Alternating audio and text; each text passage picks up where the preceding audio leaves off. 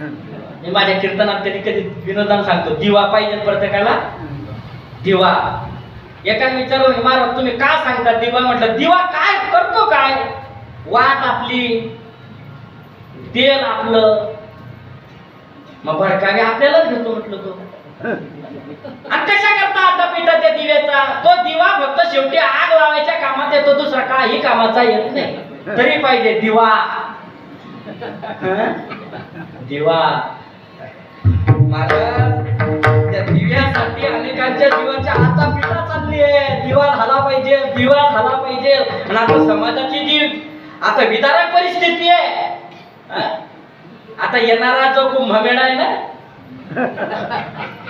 तुमच्या म्हैसवाडीत नसतील मग आमच्या हाडावांमध्ये जर गेलात ना तर आज टेम्पोन भरपूर आहे, तिच्याचे लग्न होत नाही.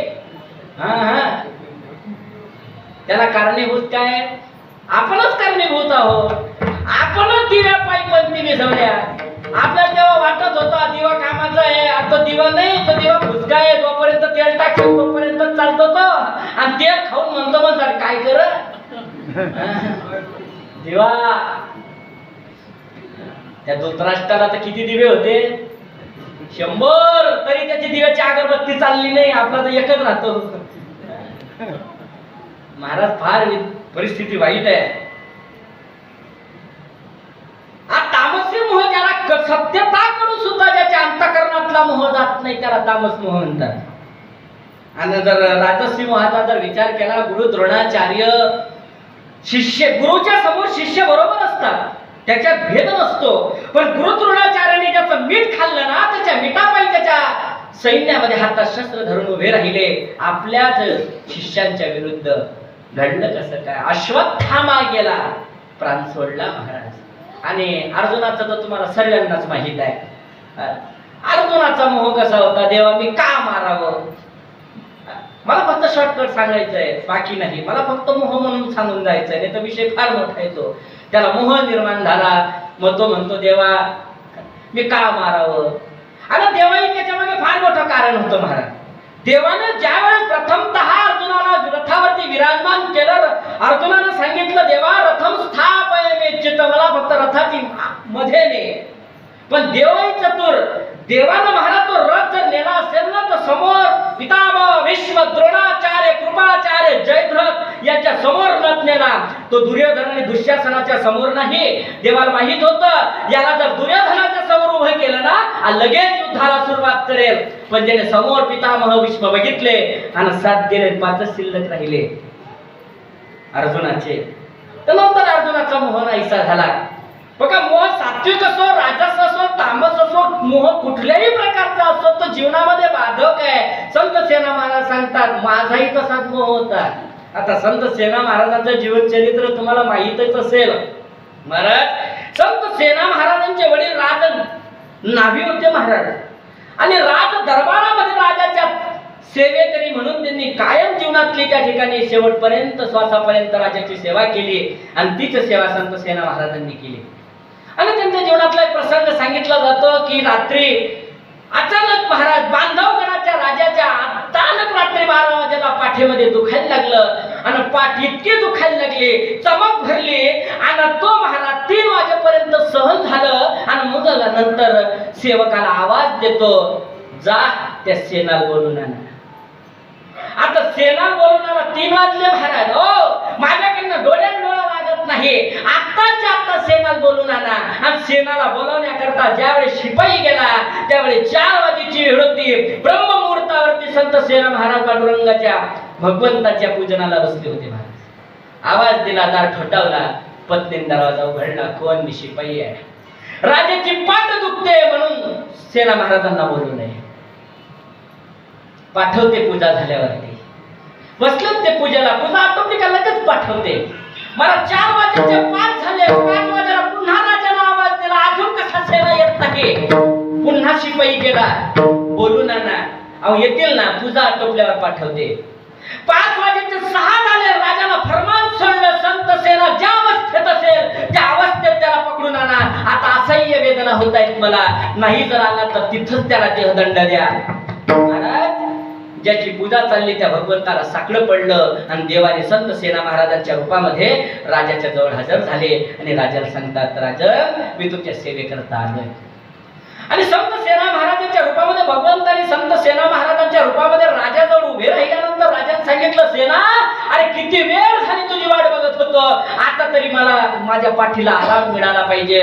बसा राजन तुम्ही खुर्चीवरती. हातामध्ये तेल घेतलं आणि त्या तेलानं मात्र फक्त देवाने एकच हात राजाच्या पाठीवर ठेवला. राजा झोपी गेला. आता तो हात कोणाचा होता? जगाच्या मालकाचा हात होता. महाराज झोप लागली. झोप लागल्यानंतर डोळा उघडला. सेना अरे तुझ्या हातात काय जादू आहे? माझ्या एका सेकंदात सारं दुःख गेलं. सेनाची जेवढी झोळी आहे तेवढी भरून सुवर्ण मुद्रा देऊन टाका. आणि संत सेना महाराज भगवंत रूपामध्ये त्या सुवर्ण मुद्रा घेऊन निघून गेले. इकडे 6:30 वाजेला देवपूजा आटोपली. भक्तीने सांगितलं, आता काही खरं नाही, तुम्ही वाचत नाही, मीही वाचत नाही. राजाचा शिपाई येऊन गेला, सांगून गेला देवदंड होणार आहे, तुम्ही आत्ताच्या आता दरबारामध्ये हजर व्हा. आणि संत सेना महाराजांनी ती धोपटणी खांद्याला टांगली, दरबारात हजर झाले आणि राजाच्या समोर उभे. राजन मायबाप उशीर झाला यायला, सांगा काय सेवा आहे? सेना डबल आलास, कमी भेटलं का? म्हणे काय? अरे सुवर्ण मुद्रांनी भरून तुझी पिशवी भरली, इतकी तुझ्या हातात ताकद आहे. महाराज मी आलोच नाही, बघ तुझी अरे बाहेरून दिसतायत त्या सुवर्ण मुद्रा. महाराज संत सेना महाराजांनी याच्याकडे बघितलं, त्या मुद्रा इतक्या चमकत होत्या. त्यांना कळालं महाराज जसे घरी गेले. आणि घरी गेल्यानंतर तावाना डोळ्यातला अश्रूंच्या धारा वाहतायत. माझ्या जागावर माझा प्रभू मात्र राजाच्या सेवा करता हजर झाला. घरी गेल्यानंतर पत्नीच्या कान शिलात लावली आणि पत्नीला सांगताय, ते जर तू मला उठवलं असतं तर बरं झालं असतं, नाहीतर माझ्या जागेवर देवाला जावं लागलं. विचार करा महाराज, ही ज्यांच्या जीवनातली भक्तीची पराकाष्ठा आहे ना, त्याच्यातला कसला मोह. संत सेना महाराज सांगतात, तो माझा मोह गेला.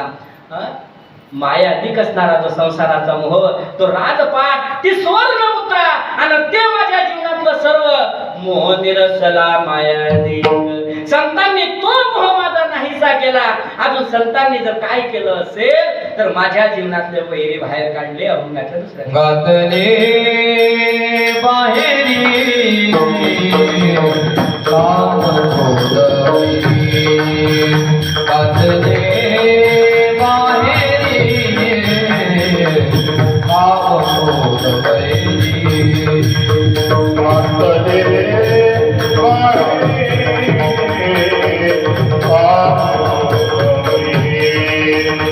गातले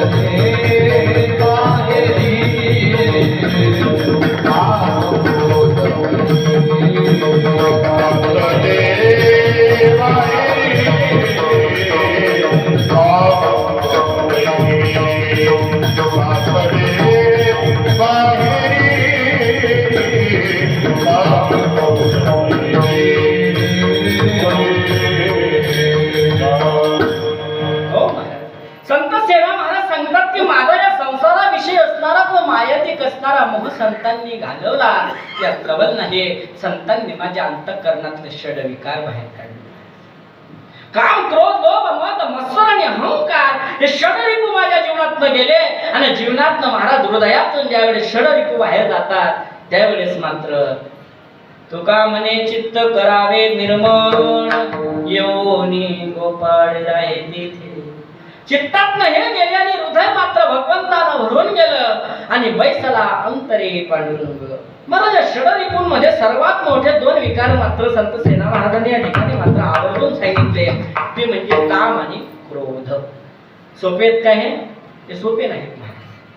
जेवढं तुम्हाला बोलायला वाटतं काम सोपं आहे तेवढा तो सोपा नाही. आणि जेवढं बोलायला गेला क्रोध सोपा आहे तेवढा क्रोधही सोपा नाही. फार बाहेर न काय येते. अर्जुनाला भगवान श्रीकृष्णाला विचारलेला प्रश्न आहे, देवा एक विचारू का तुम्हाला? आता केन प्रयुक्तोयम पापम चरति पुरुषः अच्छन्नपि वार्ष्णे बलाद्यो नियोजितः. देवा विचारू, अथ केन प्रयुक्तोयम, आता केन का प्रवृत्त होतात ही लोक? पापम चरति पुरुषः, पापाचरण करण्याकरता का प्रवृत्त होतात? देवानं दिलेलं सुंदर उत्तर आहे, कामयेश क्रोधयेश रजो गुण समुद्भवा महाशयो महापाप्मा विद्य नम्य वैरिनम.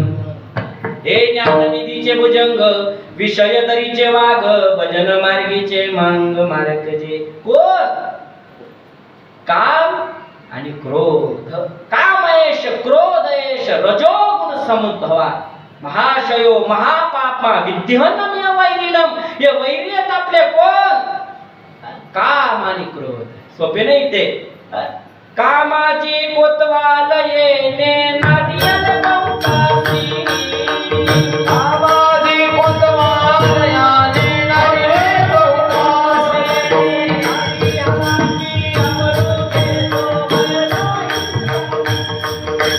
हरिहराची अमृगे तो भय नाही,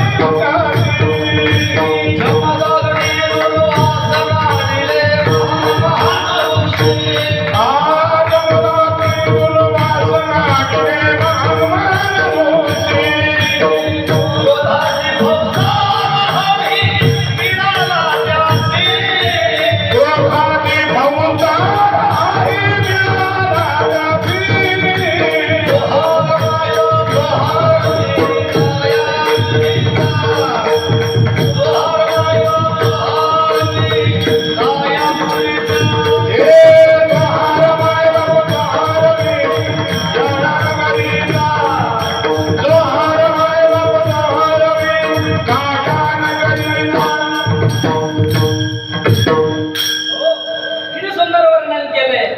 कामाची कोतवाल येणे नाडियल गवतासी, हरिहराची आबरू घेतो भय नाही त्यासी, जमदग्नी दुर्वासना दिले मान मान ऋषी. आणि त्याच्या जोडीला क्रोधाची फौजदार तोही मिळाला त्यासी, जोहार माय बाप जोहार मी कायापुरीचा. अजून सांगावं महाराज, येळका मदन तो केवळ पंचात्मन, धडक मारिली शंकरा केला ब्रह्माचा मातेरा, इंद्रचंद्रा सीतरारा लाविला जेने. येळका मदन तो केवळ पंचात्मन. मोठ्या मोठ्यांची यादी आहे, हरिहराची अब्रू घेतो. महाराज काय सांगावं, याच्यामध्ये फक्त कोण वाचलं? खेडिया माझी हनुम्या शहाणा, खेडिया माझी भीष्म्या शहाणा. आता वर्णन असं आहे महाराज, त्याच्या मारुती राय आणि पितामह भीष्मांचं वर्णन येतं की हे त्याच्यापासून मात्र वाचले, परंतु याच्या चांगले चांगले अटकले महाराज. मद कामाचे निघाये ब्रह्मा कन्येसी धरलंय.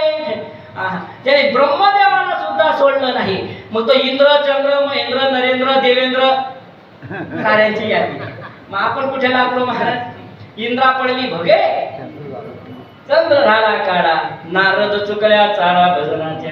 आज काय सांगावं महाराज, मूर्तिमंत वैराग्य कोण? भगवान शिव. त्यांनाही सोडलं नाही त्याने.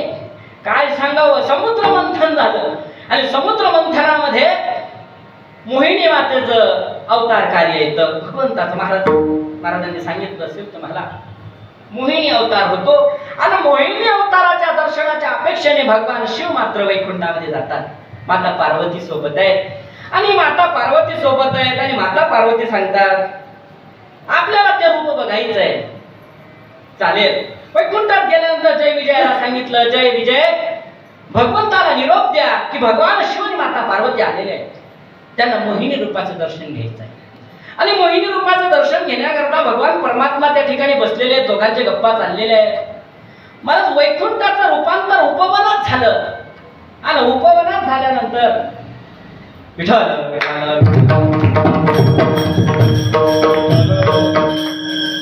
वैकुंठाचं रूपांतर कशात झालं?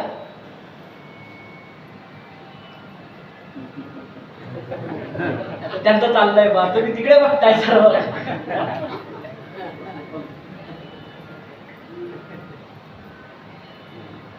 विठ्ठल विठ्ठल.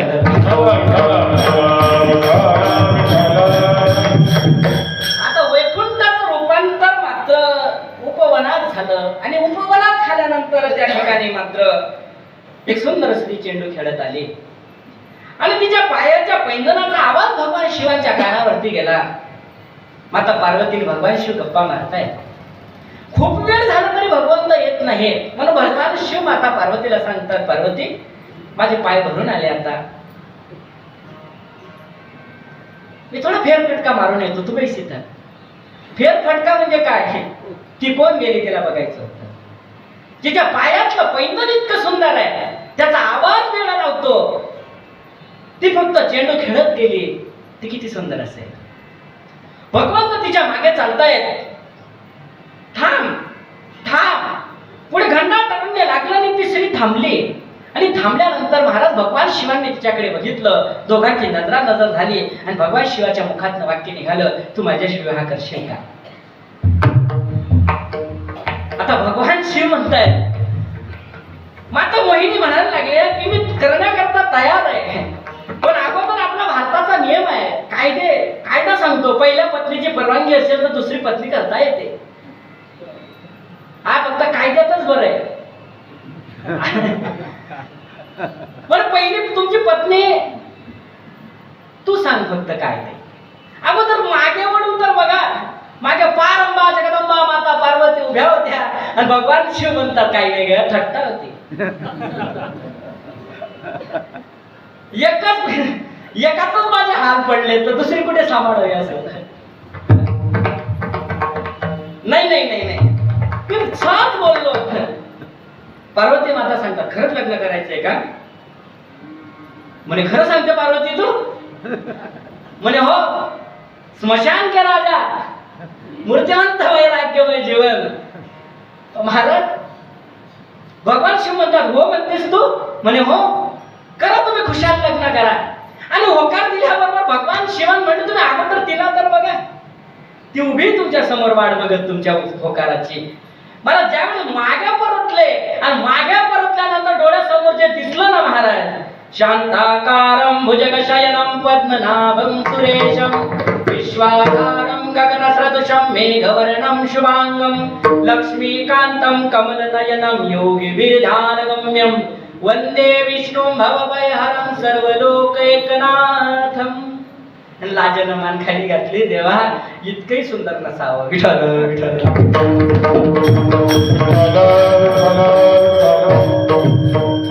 देवा फार मानेला लाजलेलं मान खाली घातली. महाराज तर तिथं आपण कुठे लागलो? आपले काहीच लागत नाही महाराज. म्हणून सांगतो जीवनामध्ये काम असावा. कसला काम? भक्तीचा असावा. जीवनामध्ये क्रोधाची भूमिका ही तेवढी आहे. क्रोध उपजला शृंगीचे पोटी, मेल्या सर्पासाठी शापिले. शृंगी ऋषीला क्रोध निर्माण झाला. शमिक ऋषीचे पुत्र महाराजांच्या मुखार इंधनाचा तुम्ही श्रीमद भागवत ऐकताय. मला क्रोध, अरे क्रोध निर्माण झाला. सनातन कुमारांना जय विजयाला शाप दिला. देवाला जन्माला यावं लागलं. क्रोध आहे. म्हणून सांगतो महाराज जीवनामध्ये माणसानं क्रोध करू नये. ज्याच्या जीवनामध्ये क्षमा नावाचा शस्त्र आहे ना, तो जगात पुरुषार्थ आहे. नाही तर क्रोध कोणात पण येतो की नाही? समोरच्याने कार्य केलं की तू रे. मी माझ्या कधी माझ्या आयराणी भाषेत सांगत असतो, काही फक्त जीवनामध्ये याची जिरव त्याची जिरव. बरोबर आहे की नाही? काय केलं जीवनामध्ये? फक्त याची जिरव त्याची जिरव. याच्या आखाड्यात जिरवली, काहीची श्रीमंतीत जिरवली, काहीची शेतीत जिरवली. याची जिरव त्याची जिरव. जिरवा जिरवी करता करता आयुष्य निघून गेलं. आणि जेव्हा माणूस खाटीवर पडतो ना तेव्हा त्याची जिरते. बरोबर आहे की नाही? जोपर्यंत अंगात ताकद आहे, हातात बळ आहे, तोपर्यंत जिरवा जिरवी. नंतर जेव्हा खाटीवर आपली जिरते आणि जर त्याच्यात जर बिचारी धर्मपत्नी जर पहिली निघून गेली तर जास्त जिरते. अरे तर जेवणात मीठ कमी झालं तर ताट अंगात फेकून मारणारा माणूस म्हणतो आता तर तेही भेटत नाही. 4 टाइम चहा, आता तर सुनबाईने चहा दिली तर चहा, नाही तर काहीच नाही. आणि म्हातारे माणसं बी आता त्याचा स्वभाव सोडत नाही. म्हणून म्हाताऱ्या माणसांना माझा एक सल्ला आहे महाराज, फक्त 4 शब्द घरात गोड बोलायचे. कोणते 4 शब्द सांगू का? सुनबाईने कसा बी स्वयंपाक केला तरी एकच म्हणायचं, वा काय मस्त आहे. म्हणजे कसं काय असेल आपलं काय, फक्त एवढं, वा काय मस्त आहे, मस्त बनवते तू. म्हणजे गुलाबजामुन चावता चावता दात ना पडे, वा काय मस्त. याच्यातच गोडाई आहे, नाहीतर फार काळ भयानक आहे. कारण की तुम्हाला सांगू, लोक म्हणतात वृद्धाश्रम फुल झाली, वृद्धाश्रम फुल झाली. ती आपल्या कर्माचेच फळ आहेत. आपण घरात ठिकाणाला राहत नाही ना. मग आमना टाइम असं होतं नाही रे, बोतून टाइम काहीच होत नाही, तू फक्त आता व्यवस्थित आहे. पण महाराज दुर्दैव आहे आपलं की आज या महाराष्ट्राच्या भूमीमध्ये भरपूर अशी वृद्धाश्रम आहेत की जिथं मायबापांना ठेवण्याची व्यवस्था आहे. आता काही काही अगोदर फुकटात ठेवत होती, आता वर्षाला फी भरावी लागते. बरोबर आहे की नाही? भविष्यात असा एक वेळ येईल महाराज की लोकांचे घर कमी आहे, वृद्धाश्रम जास्त राहते. विठ्ठल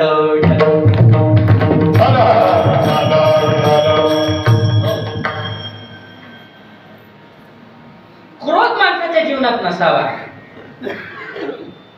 अरे क्रोध जर राहिला असता तर बंबाजीचे हात चेपायला तुकोबरा गेले नसते. जीवनात क्रोध नाही महाराज. क्रोधाच्या भरात एका घराचे 2 घर झाले, एका बांधाचे 2 बांधा झाली. कशाच्या भरात? क्रोधाच्या भरात. दुसरं काय? माणसाला क्रोध जीवनामध्ये एवढा काही घातक आहे. म्हणून सांगतो माणसाला क्षमा करता आलं पाहिजे. क्षमा शस्त्र जया नराच्या हाती, दुष्टतया प्रति काय करेल. काहीच करत नाही तो, क्षमा करता आली पाहिजे. समजा एखाद्याने तुमची भर चौकात तुम्हाला बोलायचं जे, शिवे द्यायचे जे क्रोधात, मग त्याने 1 शिवी दिली की आपण किती देतो? 4. अजून आपल्या खानदेशी भाषेत सांगायचं म्हटलं तर माथेन पाणी सरत नाही, तळलं. बरोबर नाही का? किती वेळ चालते हो. पण तुम्हाला सांगू का, जर दोघांमध्ये बघा, लोक किती हुशार आहेत. लोकांना फक्त तुमचे भांडण पाहण्यात मजा आहे, सोडवण्यात कोणालाच गरज नाही. भांडण तर चौकात लागली, यानं तर काही बोलायला सुरुवात केली, त्यानं बोलल्याबरोबर सारा चौक जमा होतो. त्याच्यात लोक म्हणतात नाही रे उद्या ना लागा वेसले चांगले उद्या. पण त्याच्यातला एक तर हुशार असला, त्याने तर ठरवलं नाही मला याच्याशी भांडायचंच नाही, मला सर्व चुका विसरायच्या आहेत. आणि जर तो एकच शिव्या देत राहिला तो किती टाइम देईल? या बघणारे लोक म्हणतील नाही रे येडा आहे, सारं संपलं.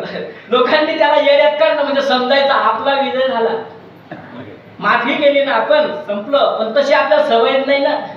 तो तिकडनं कोयता आणतो, तो शिंगाडा काढतो, त्याच्यात मजा नाही महाराज. तुम्हाला खरंच सांगू का, जीवनामध्ये माणसाचं आयुष्य फार कमी आहे. याच्यात प्रेमानं वागा, प्रेमानं बोला, एकमेकाला आपुलकीन ठेवा. नाही ना मग मर्दा सोबत पायरीवर पाय ठेवणार नाही रे, पायरी भीतर ठेवून राहील तू चांगला काही नाही. याची पायरी त्याची पायरी, याचं घर त्याचं तळ, मजा नाही महाराज. 100 वर्ष आयुष्य आहे, त्याच्यात आता फक्त मला वाटतं बाबाजी आम्हाला पेन्शन नाही. त्याला कारण आहे, गव्हर्नमेंटला वाटतंय 60 बी जगणार नाही. म्हणून गव्हर्नमेंटने 2005 नंतर नोकरीला पेन्शन देणं बंद केलं. का? हे जगणार नाही पण तेवढे दिवस. आयुष्य मग फार कमी झालं. म्हणून सांगतो मला, जेवढे दिवस जगायचे ना तेवढा आनंदानं जगायचं. समोरच्याला आनंद देता आला की जीवनात सोनं होतं महाराज, नाही तर काही मजा नाही. तो याच्याशी बोलत नाही. अहो काही घरामध्ये असं आहे महाराज, बघा महिला संघ मोठ्या वर्गानं मोठ्या संख्येनं तुम्ही उपस्थित आहात. तुम्हाला एक प्रश्न विचारतो मी, तुम्हाला सर्वांना मुलं आहेत की नाही? आहेत, सर्वांना मुलं आहेत. तुम्हाला एक प्रश्न विचारायचा आहे मला. दररोज संध्याकाळी तुमचा मुलगा कामावरून आल्यानंतर किंवा तुम्ही शेतातून आल्यानंतर दिवसभर घरातले कामं केल्यानंतर ओट्यावर आई बसली आहे आणि तिच्या मांडीवरती मुलानं डोकं ठेवलंय आणि तो मुलगा आईला विचारतो, आई किती दिवस माझ्याशी कष्ट करशील, एक दिवस तरी आराम करत जा. असा प्रसंग किती जणांच्या घरात घडतो.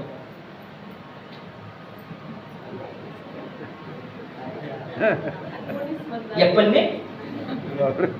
नाही ना. मग तुम्हाला एक प्रश्न विचारतो पुन्हा, याच्यात चूक लेकराची आहे का तुमची आहे?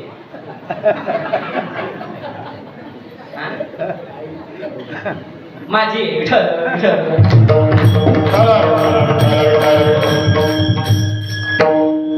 याला कारणीभूत आपणच होत महाराज.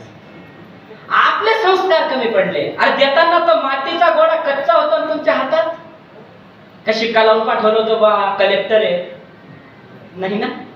अहो पाण्यात लेकरूला कळत नाही तोपर्यंत त्याची आजी म्हणते कलेक्टर होईल, बाप म्हणतो हा PS आहे, बाबा म्हणतो हा डॉक्टर, माय म्हणते हा राजा होईल. अरे नाही, तो राजा नाही झाला तरी चालेल, तो कलेक्टर नाही झाला तरी पण तो चांगला मुलगा झाला पाहिजे असं म्हणणार कोणी आहे का? असं कुठले माय म्हणते माझा लेकरू टाळकरी व्हावं बा, कीर्तनकार व्हावं, महाराज व्हावं. काही काही लोक एवढे खतरनाक आहेत महाराज, त्या बुवा लोकांच्या नांदी लागून कोणाचंच कल्याण होत. म्हटलं जाऊ दे बाबा, कोणाचं कल्याण नको का होईना. महाराज संस्काराची फार उणीव आहे. जीवनामध्ये लेकरांकरता धन कमवून किती कमवा, माणसं धन कमवून कमवून काय होतं, आपल्या 13व्याला घरात दोरी टाकणारे भरपूर आहेत. बापाच्या 13व्याला घरात दोरी टाकणाऱ्याची कमतरता नाही. दोरी कशा करता टाकता? येतून न सर्व. अरे आईवर प्रेम करणारा लेकरू सुद्धा म्हणतो तिच्या कानातले काढा पहिले. अहो काही काही बहादर आहे, मशाभूमीत सोनारला घेऊन जातात. चाल भाऊ काढ पाटली गोड. मग आईवर प्रेम होतं का तिच्या पैशावर प्रेम होतं? आता काही काही हुशार लेकर असतात, जसं उतार वय झालं का तसं आईला सल्ला देतात. ऐकलं ना, हात तोलवला जात नाही ना, काढून टाकलं ते. 1.5 लाख रुपये तो आहे. एखाद्याने तू जर उचलून नेलं तर म्हणजे आईची काळजी नाही त्याला, आईच्या हातातल्या सोन्याच्या कळ्याची काळजी आहे. म्हणून सांगतो महाराज, जीवनामध्ये धनवंत होण्यापेक्षा पुण्यवंत व्हावं.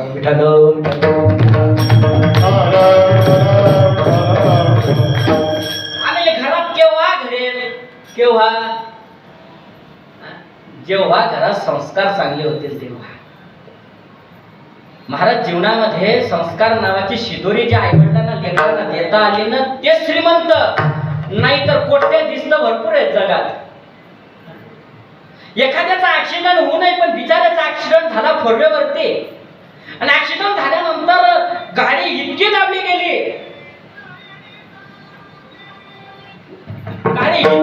गेली, की गाडी चिप.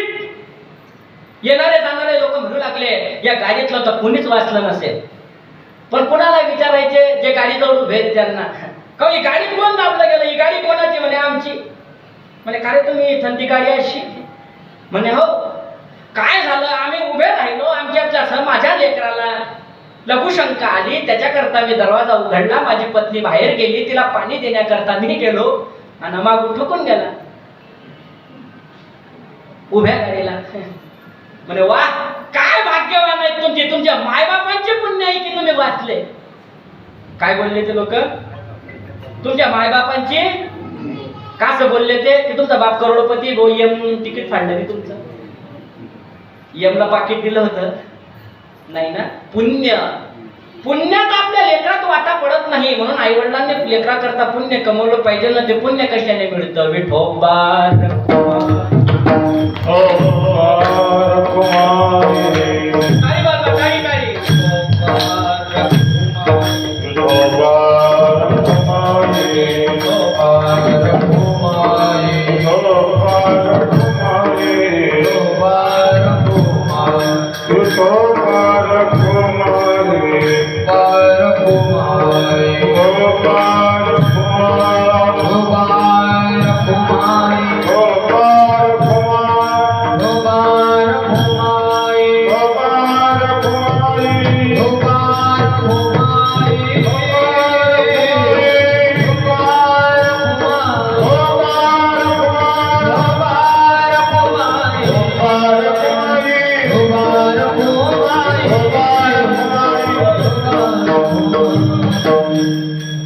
संत सेना महाराज सांगतात की माझ्या जीवनातला काम आणि क्रोध गेला आणि माझ्या जीवनामध्ये हृदयात भगवंताचं चैतन्य निर्माण झालं. आणि तुम्हाला सांगू का, चित्त निर्मळ कशाने होतं? काम क्रोधादी विकार गेल्याने चित्त निर्मळ होतं. आणि